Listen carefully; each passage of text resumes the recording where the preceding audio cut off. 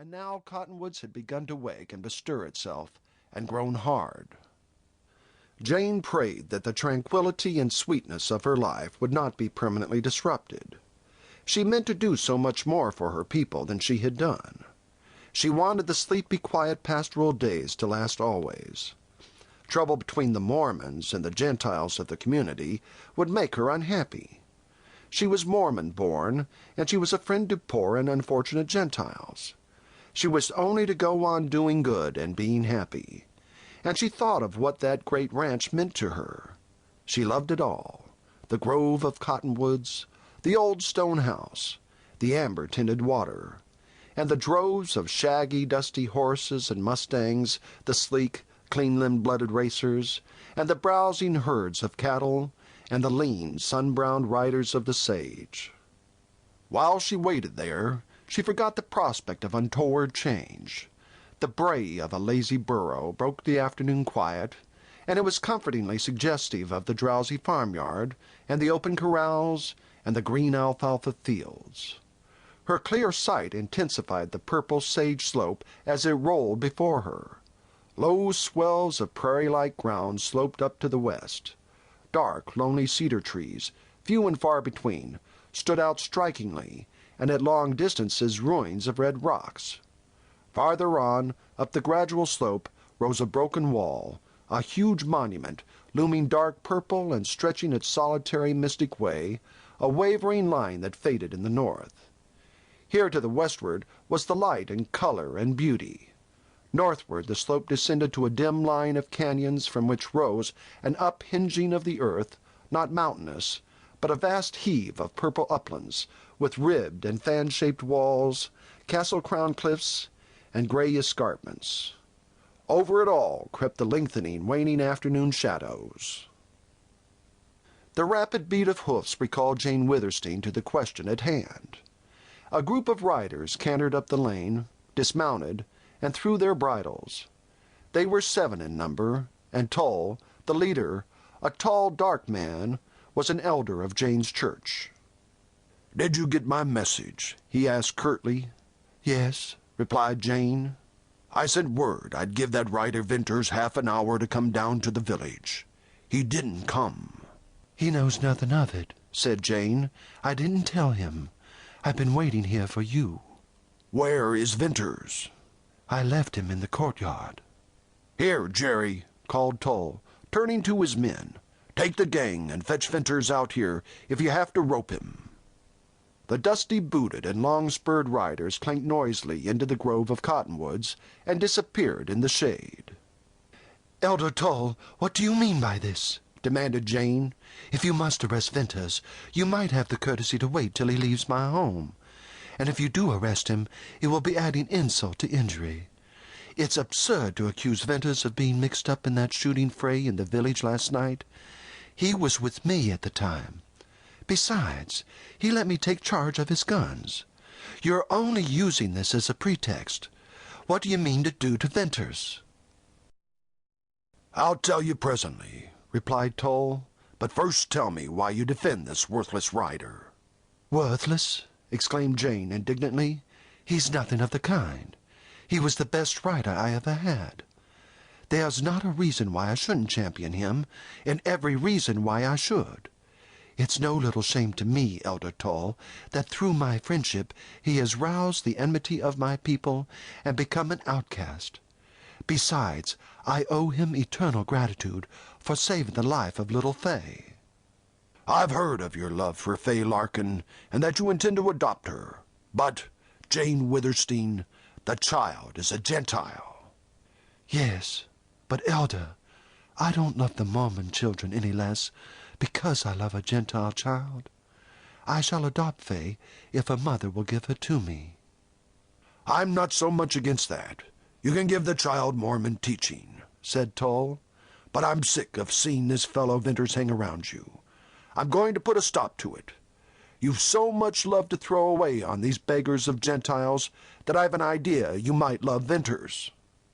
Tull spoke with the arrogance of a Mormon whose power could not be brooked, and with the passion of a man in whom jealousy had kindled a consuming fire. "Maybe I do love him," said Jane, She felt both fear and anger stir in her heart. I never thought of that. Poor fellow. He certainly needs someone to love him. "This'll be a bad day for Venters unless you deny that," returned Tull, grimly. Tull's men appeared under the cottonwoods and led a young man out into the lane. His ragged clothes were those of an outcast, but he stood tall and straight, his wide shoulders flung back, with the muscles of his bound arms rippling and a blue flame of defiance in the gaze he bent on Tull. For the first time, Jane Withersteen felt Venter's real spirit. She wondered if she would love this splendid youth. Then her emotion cooled to the sobering sense of the issue at stake.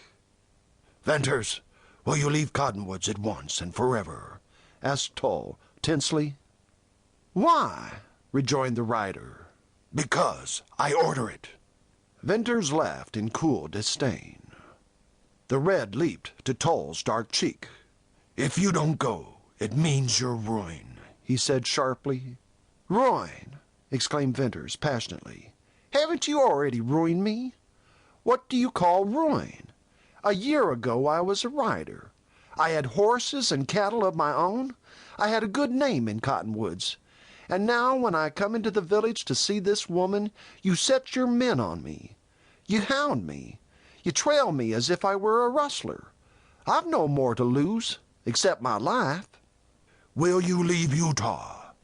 "Oh, I know," went on Venters tauntingly. "It galls you, the idea of beautiful Jane Withersteen being friendly to a poor gentile. You want her all yourself. You're a wiving Mormon. You have use for her, and Withersteen House, and Amber Spring, and 7,000 head of cattle." Tull's hard jaw protruded, and rioting blood corded the veins of his neck. "Once more, will you go?" "No." "Then I'll have you whipped within an inch of your life," replied Tull harshly.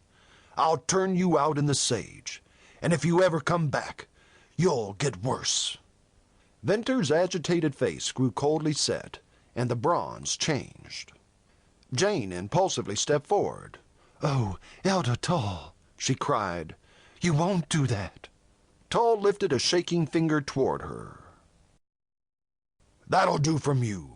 Understand, you'll not be allowed to hold this boy to a friendship that's offensive to your bishop. Jane Withersteen, your father left you wealth and power. It has turned your head. You haven't yet come to see the place of Mormon women. We've reasoned with you, borne with you. We've patiently waited. We've let you have your fling, which is more than I ever saw granted to a Mormon woman. But you haven't come to your senses. Now, once for all, you can't have any further friendship with Venters. He's going to be whipped, and he's got to leave Utah." "Oh, don't whip him. It would be dastardly," implored Jane, with slow certainty of her failing courage. Tull always blunted her spirit, and she grew conscious that she had feigned a boldness which she did not possess. He loomed up now in different guise, not as a jealous suitor, but embodying the mysterious despotism she had known from childhood, the power of her creed. "Venters, will you take your whipping here, or would you rather go out in the sage?" asked Tull. He smiled a flinty smile that was more than inhuman, yet seemed to give out of its dark aloofness a gleam of righteousness.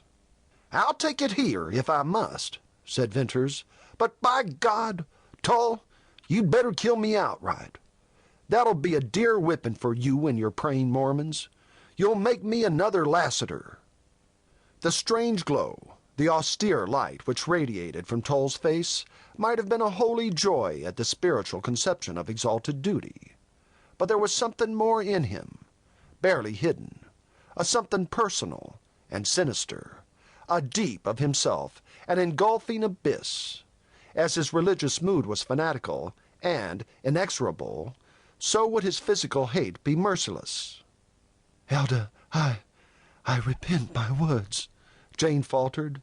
The religion in her, the long habit of obedience, of humility, as well as agony of fear, spoke in her voice. "Spare